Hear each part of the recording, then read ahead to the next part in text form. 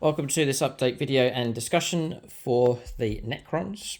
We've gone ahead and done it. We've got a hold of the Catan shard of the Nightbringer. Super excited about the model. An all-new Necron list has been proposed, and looking forward to some games with the Necrons as we gear up for a new season of battle reports on the channel.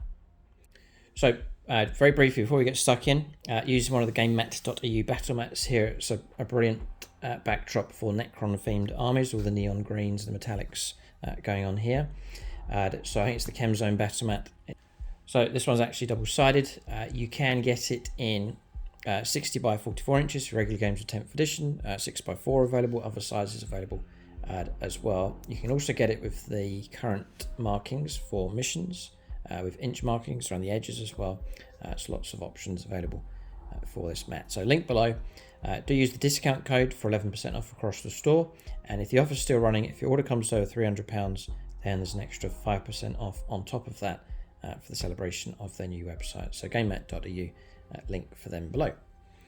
So some of the new elements, and there's a real point I want to make here about Games Workshop pricing and what you get for what you pay, and then we're going to compare it to another gaming system in just a moment. Before I get into that, credit where it's due. The sculpts from Games Workshop, as usual, are fantastic. So, Luminor Xeris, hoping to have him make a return. I've also been working on these. I plan to do 2 squads of Ophidian destroyers. They've been on my shelf for too long. I've actually built some of them up. They are huge. They really are big. Like, that's a very tall model. To the point where Luminor Xeris, if you know the model at all, is big enough, and it's comparable in size. So they are big enough sculpts, these things. Very much look forward to painting them up. There's one pose, and I think I can do 3 different poses with the second box I'm planning to put together. Here's the other one. If you have an experience of using these, let us know in the comment section below. I'm planning to use them as sort of scouty secondary point picking up type units, and then sort of opportunistic ambush as well, but I've heard that they're not the toughest, but that's them. They're quick enough, they can deep strike, they can be removed from the board and come back on, so I can see them as a very useful unit indeed. And then not forgetting the little plasma sight as well, so you get one of those for every 3, so he's part of that unit. So then we come to Nightbringer here. So first up, again, credit where it's due. I think the sculpt is utterly fantastic. It's a brilliant, I would say, reimagining of the model. It's faithful to the original concepts, models that came before, artwork and so on. I just love the design work across here. I don't know if I can replicate. I mean, look at the metallic work, the paint job on that. It's incredibly well done.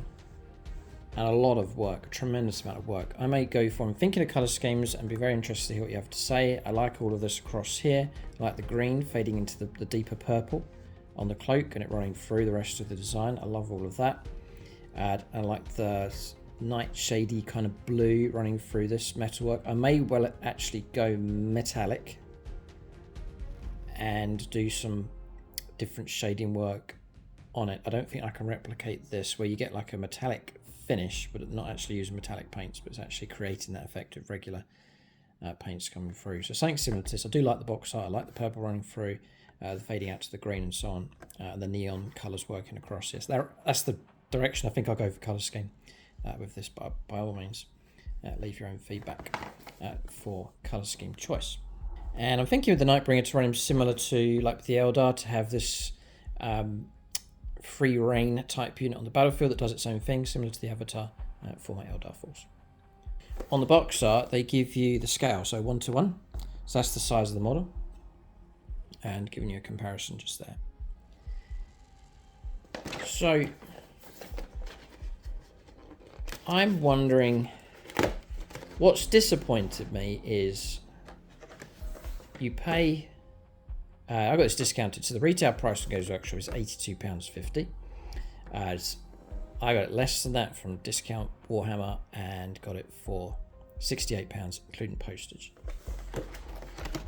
£68 is a fair bit. And inside that, you get an instruction manual, you get your base, and you get one sprue, just the one. Was a bit surprised. So I think with the hype of the model,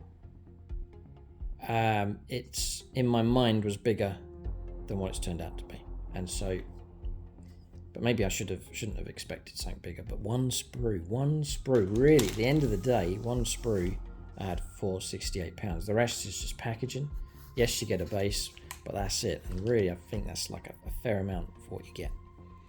And really, when it comes to Games Workshop and other manufacturers as well, it's not just them, but you're not really paying for the plastic to produce that. The raw material cost is probably around 20 or 30 pence, just for the raw materials. In fact, what you're paying on the packaging as well is cheap enough. It's maybe a pound or two in actual raw material costs for this kit. And really, when you're purchasing these products, you're paying for the whole of Games Workshop. So all of their design team, the logistics of getting these shipped around, all the factory process. The mold for that would have cost tens of thousands of pounds as well to get set up for the injection molding for that as well. So is it worth it? And I know I'm stepping into a bit of a minefield here. This is a subject that's been discussed a fair bit. But maybe to help, I want to compare this to an alternate gaming system just to show you what you can and can't get for a similar kind of price. So it struck me recently that it is a fair bit. I'm just thinking of people getting into the hobby or continuing the hobby, and one of the gripes that people have is it is very expensive, and I think that is exceptionally expensive for what you get. £68, you don't get too much really. There's two comparisons I want to make: physically what you get in a box, and also how that transfers over into the game.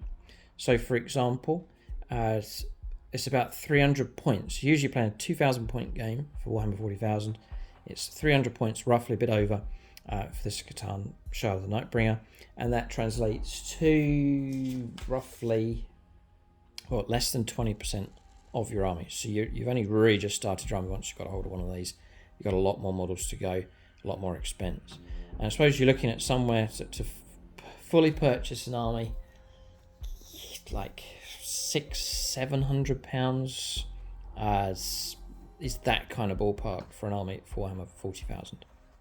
So I've actually just gone online and gone through my whole army list, and it is, it's about £600 roughly to get a 2,000 points list, give or take. So give or take 100 or so. Yes, you can go to discount website. That really helps. So like the sponsors here, Gaming Figures, link for them below. By all means, use that link. They do discount 40k. And then through them, it's all discounted. Plus, if your order's large enough, like you're ordering a whole army or something, they're discounted further. You can tap into free postage. All of those kind of things really help to reduce the cost down. But by way of comparison, just so you can sort of gauge the situation here. So Catan Shard of the Nightbringer, £68 I got that for. If you pay £78, I have an historical wargames channel now. Most of you are probably aware. If you're not already, we play Bolt Action on there. So that's Warlord Games, which it's an interesting fact. If you visit Warhammer World, literally just over the road is the Warlord Games site, and you can visit them, see all their armies and so on. A brilliant place to visit. When James and I, the last time we were up at Warhammer World, we did both in the same day. So we went to Warhammer World first, and then we went to Warlord Games afterwards. Both really good days out. And so I don't want to be seen as complaining here. It's more of an observation being made, because I like both concepts a lot. I really like playing Bolt Action. I really enjoy putting battle reports together and content for that over on Heated Battle TV. But also really enjoying Warhammer 40,000. Super excited about the Necrons. So just to clarify that point, but to compare, so we've seen £68 gets you the Nightbringer, one sprue. You can get army boxes from Warlord Games, the different gaming systems. For Bolt Action, I've got a Panzer Grenadier starter army here. This you can get discounted down to about £78, sometimes less. I think I've seen it for £72. So the prices are quite comparable between the two. I just want to show you what you get inside here compared to what you get for that Necron box. So it is literally what it says. It is a full-on army that you get inside. You've got one Really highly detailed plastic kit. That's for a Puma, which is like a German armoured car. You get a second kit, and these are made by Taliari, so they're very high quality. This is a Stug 3. So an anti-tank, or tank hunting, or tank destroyer is the correct term for it. So you get those 2 kits. You've then got the sprues here. So you can see some of the detail on those. Just focus in. So plastic kit here for the German Grenadiers, and all the different weapon loadouts, heads and so on, all that sprue, and then just repeat that sprue over. There's 6 of those, and there is enough to make about 30 or more models. I think 3 squads of 10 inside there. Then give you all of the appropriate basing for them. So this is these standard round bases. So you get a load of those. You then also get your transfers and play cards for the, or data cards for the game. They give you some markers for explosions, some burning vehicles. You also got metal kits here. So this one is for it's an MG42, so heavy machine gun team. So it's a squad of 3 plus the heavy machine gun, and that goes onto a larger base like this. These are like support weapon options. You also get a mortar section as well, and again it goes onto one of those larger round bases.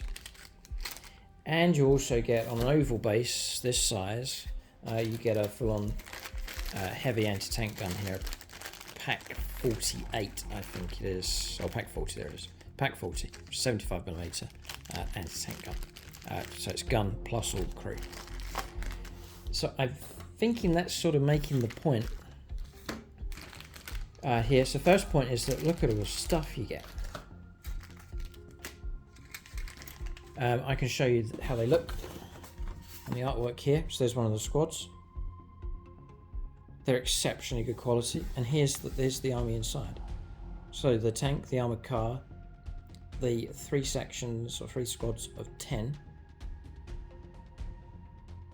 No, their squads of 12. So the spare models in there for you to make things like HQs, because sometimes you need those, or you will need those in the game for like your platoon commanders and so on. There's the anti-tank gun there's the 2 support teams, the heavy machine gun and the mortar section in there. And it says it's an army, and it is.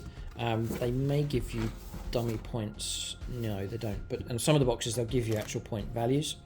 But as an estimate, roughly you're looking at, and this is the second point I want to make, is that there is about 1,000 points here.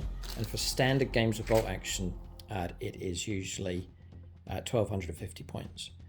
So by comparison, less than 20% of your army if you buy Catan Shoulder Nightbringer. Here, it's around 80% of an army. You've virtually got an army. You can play 1,000 point games straight away, but your standard size is 1,250. And for me to get to that, after I paint all these up, and I've got most of an army, I could literally get one more tank. This one here, that's about 200 points. And 1 support team, like an extra mortar or heavy machine gun, about 50 points usually. And I've got myself a complete army at full size, 1,250 points. Game size is comparable, 60 by 44 for Games Workshop, 6 by 4 is a bit bigger. Tables used for bolt action. So that means for a full size 40k army, about £600, perhaps a bit less. For bolt action, about £100 will complete the army at the standard full size, 1,250 points. Games Workshop, 2,000 points for their standard sized battles. So there is I think there's a vast difference in what you get in a box, but also what that box gives you as far as the overall size of your army. Their army box from Warlord Games for bolt action virtually completes an army, just a couple of more models to get, and you've got yourself a full-sized army. Get yourself the Nightbringer for 40k, and you've still got a long way to go before you complete your force. So it's not more of a, I'm not ranting, and I'm not trying to It's more of a comparison type video and a point of discussion, a big point of discussion. I'm happy playing both. That's my current situation. I know plenty of others that are doing that. They play 40k, but then they also play bolt action. I'm finding that more and more common amongst gamers. So what do you think? Let us know what you think in the comment section below. Maybe you are into Warhammer 40,000, you're not aware of bolt action, or you do both, like myself and plenty of others, or maybe you left 40k and you've gone into bolt action. We'd love to hear from you in the comments section below. But it's just a couple of points to make. I think it's the drive of this video. Also to give you an update on the Necrons. Very much looking forward to getting those onto the tabletop. I think this could lead to other videos down the line. I'm going to stop the video here at this point and leave it with the couple of points that have been made here in this episode. If you like this series, just sort of doing discussional videos on topic, then leave a comment and leave a thumbs up. If you're not subscribed to the channel, do subscribe already. We're gearing up with the Necrons, getting ready for the brand new league and for hopefully some great battle reports on the channel. If you want to see the full Necron list and get involved, it's already on an army development video over on channel membership. And the league this season, for season 14, trying to dethrone Magnus the Red, then the majority of those games, if not all of them, will be on channel memberships. Do join us, Aspect Warrior level and above, and that's going to unlock all of those extra battles coming through for you on channel membership. And if you're interested in bolt action and historical wargaming, then do head over to Heat of Battle TV. I'll leave a link for that new channel in the video description below. Love to hear back from you. Keep a lookout for more videos in the series. Thanks for watching. Tune in next time.